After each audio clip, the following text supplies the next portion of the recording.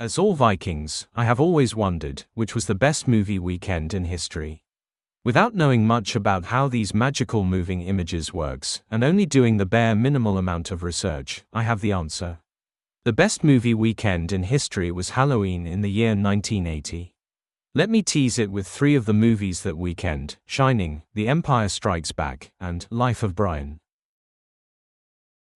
As a Viking, the idea of sitting in a feasting hall and watching people trapped on a big white screen is strange. For me, this is some sort of magic, probably created by the prankster Loki, not one of my favorite gods.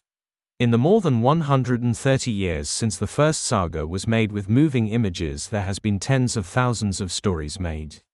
Most of them was forgotten as quickly as a bad batch of mead or a lost battle. But some sagas made of pictures are classics with an almost eternal life on TV and streaming. They are part of an fictional Valhalla. As you must have noticed, the quality of moving images have fallen off a cliff during the last 10 solar cycles or so. When I write this on my best piece of parchment, I am studying the showtimes for this week at my local movie theater. In a decade or two, none of them will be remembered during the feasts in the halls of my Viking king. Or do you really think any of our future offspring will talk about this week's movies? Nobody 2, The Conjuring, Last Rites, Caught Stealing, F1, or The Fantastic Four, First Steps? By the beard of Odin, I say no. The feeble-bearded tribes of Hollywood have given us some of the least memorable movies ever. But, you may ask, which weekend was the very best? During one of the long dark winter nights here in the north, I happened to read the showtimes and movie ads in an old newspaper. The date was Saturday, November 1st, 1980.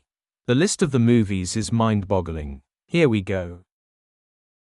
This is the crazy films the movie-going Swede had to choose between on Halloween 1980 in Stockholm.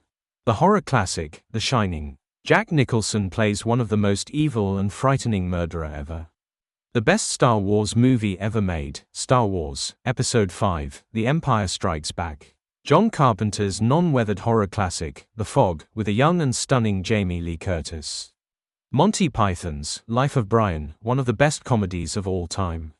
The crazy comedy, Foul Play, with Goldie Hawn and Chevy Chase. Urban Cowboy, with a young and sexy John Travolta. The sex goddess Bo Derek in the movie, 10. A super sexy and well-dressed Richard Gere in American Gigolo. Sexy dancing in Fame. Even more sensual dancing in Xanadu with Olivia Newton-John. These were the blockbusters. But this weekend the moviegoer also had a menu of classic dramas to choose from: the anti-romance movie, Kramer vs. Kramer. Woody Allen's Manhattan. Gina Rowland's Gloria, one of Peter Sellers' few non-comical roles in Being There. Roy Scheider in All That Jazz. The tragedy, Tess, with Nastasia Kinski. And there were even some non-English speaking dramas. The two German movies, The Tin Drum, and The Marriage of Maria Braun. And the Japanese samurai movie, Kagemusha. There were also several not-so-classic movies, but with global movie stars: Roger Moore in The Sea Wolves, Clint Eastwood in Bronco Billy, Jerry Lewis in Hardly Working, Mark Hamill in The Big Red One, Paul Newman in When Time Ran Out, Bette Midler in The Rose, and Sean Connery in Cuba. So, are you impressed by this great movie weekend? And it wasn't by chance that so many great and classic titles was shown on the big screen at the same time. There were no internet, no streaming, few movies on TV, and the VHS craze hadn't started yet, but it was just around the corner. This meant that when fantastic films hit the theater, people showed up. And they watched the movie over and over, as they wouldn't get the opportunity to see it again for months or years. The theater owners loved to keep showing popular titles, not only for the revenue but also for practical reasons. They had been sent a physical copy of the film, often 3 to 4 large and heavy reels. When the run was over, they had to package the reels and then send back. Those copies wasn't put in the vault after their first tour, but kept traveling from town to town. During this perfect movie weekend in 1980, some of these old reels came back for new showings. So the audience wasn't only able to choose between the classics in the lists above, there were several movies that was re-released. This is some of them: One Flew Over the Cuckoo's Nest, from 1975 with Jack Nicholson. The Party, from 1968 with Peter Sellers. Kelly's Heroes, from 1970 with Clint Eastwood and Douglas Sutherland.